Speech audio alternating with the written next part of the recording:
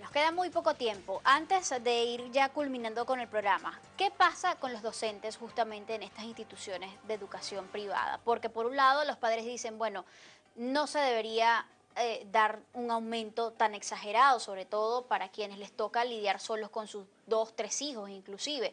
Pero ¿dónde quedan los maestros? El sueldo que cobran. Sí, mira, la situación de la educación es dramática, empezando por ahí por los docentes venezolanos. Los docentes, tanto de la educación privada como pública, merecen ganar un buen salario. O sea, la educación privada tiene que, si no es subsidiada por el gobierno, tiene que hacerse de los recursos a través de los padres representantes para poder darle un buen salario a un docente. Y es esto justamente una de las principales motivaciones de la gran deserción de docentes del sistema escolar, la migración inclusive de docentes a otros países. Nosotros en el sector oficial, tenemos un gran problema en este momento con los educadores venezolanos. Pues los educadores no tenemos seguridad social, eso es grave. Es grave que no tengamos un HCM, a pesar de que discutimos una convención colectiva recientemente donde logramos un HCM que no es suficiente, por supuesto, porque la inflación, esto se come todos los aumentos y todas las cosas que tú logras, pero realmente es que además de que es insuficiente, no lo cumplen. ¿Por qué? Porque el ministerio tiene una deuda inmensa con las clínicas, con las funerarias y nadie le quiere prestar a hacer el servicio. Entonces, las consecuencias las estamos pagando los educadores, porque además tenemos un instituto de previsión social que no funciona desde hace 17 años. ¿Y los alumnos? Además que pagamos. Entonces, el docente tiene la necesidad también de ir a buscar sus alimentos, de ir a buscar sus medicinas.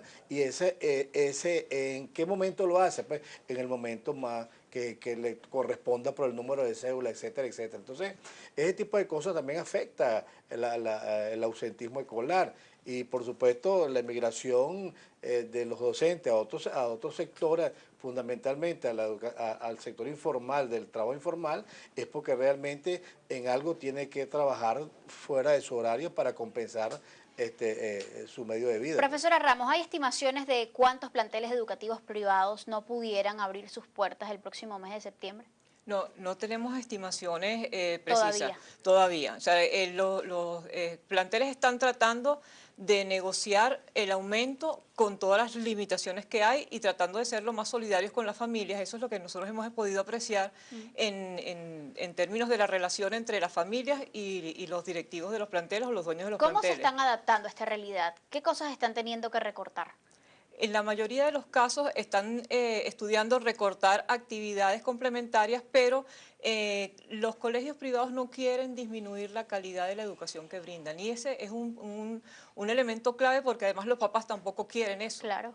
Y aunque pudieran enviar a sus muchachos a las escuelas públicas porque existiera cupo para ello, muchos padres no querrían hacerlo, porque lo que sucede en las escuelas públicas, en términos, la infraestructura está en pésimas condiciones.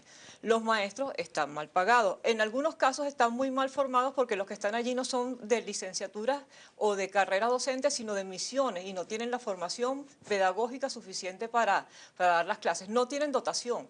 No tienen papel en las oficinas, no tienen papel en los baños, no tienen agua corriente, se les va la luz, se les va el agua. La situación es mucho más crítica. Es mucho más precaria, y no existe un presupuesto en el Ministerio de Educación que permita abordar con seriedad y con planificación todos los aspectos relacionados con dotación de equipos, con renovación de equipos, con mantenimiento mínimo, de hecho el mantenimiento que se hace cotidianamente en las escuelas recae en la comunidad educativa. O sea, cuando las personas dicen que la educación es gratuita, tú dices, bueno, es gratuita porque ninguno de los costos de la escuela lo tiene que pagar la familia, pero las familias que tienen que trabajar el fin de semana o durante las vacaciones haciendo renovación en la escuela para hacer los trabajos de mantenimiento que el ministerio no puede pagar, eso es un costo que va hacia la familia. Frente a eso, ¿qué debe hacer el gobierno puntualmente, ya para ir cerrando? Mira, ¿cuáles son las propuestas? El gobierno tiene, en primera instancia, tiene que trabajar seriamente con un plan a largo plazo. Tiene que hacer un plan de infraestructura, de inversión en infraestructura para construcción entre 2.500 y 5.000 nuevas escuelas bien distribuidas y de buen tamaño a nivel nacional. Esa es una inversión que no se hace en un año, se hace por lo menos en unos 5 o 10 años, diría yo. Y además que ese plan esté acompañado de dotación de formación de docentes, de renovación de la planta docente en aquellos casos de las misiones que tienen que tener una formación complementaria que les permita trabajar. Revisión de sueldos y salarios. Revisión de sueldos y salarios, resolver el problema del HCM y del servicio funerario. O sea, hay muchísimas cosas que hay que hacer, hay que tomarse la educación en serio y asumirla como una inversión. Para poder decir que tenemos una educación gratuita, tiene que ser una educación de calidad. Si no, los costos de la educación recaen sobre las familias o recaen a futuro en las personas. Una persona que esté mal formada porque la educación es de mala calidad, pierde oportunidades en el futuro y está pagando a futuro los costos de una mala educación. Entonces, gratuita para esa persona nunca fue. Sin contar todas las repercusiones que esto tenga para el desarrollo del país, de nuestra sociedad. Muchísimas gracias a ambos por habernos acompañado durante la mañana de hoy para hablar de este tema tan importante. Son muchísimos los retos que hay definitivamente de cara al inicio del próximo año escolar 2016-2017. Esperemos que de aquí a septiembre pues se tomen medidas para lograr reducir en lo posible la cantidad de niños que pudieran quedar desescolarizados por no poder pagar un colegio privado y por no tener cupo quizás en una escuela pública. Gracias una vez más también a ustedes por su masiva participación. Recuerden que el ejemplo comienza por casa. Siempre es mejor ser parte de la solución que del problema. Los dejo con Mujeres en Todo. Nos vemos mañana.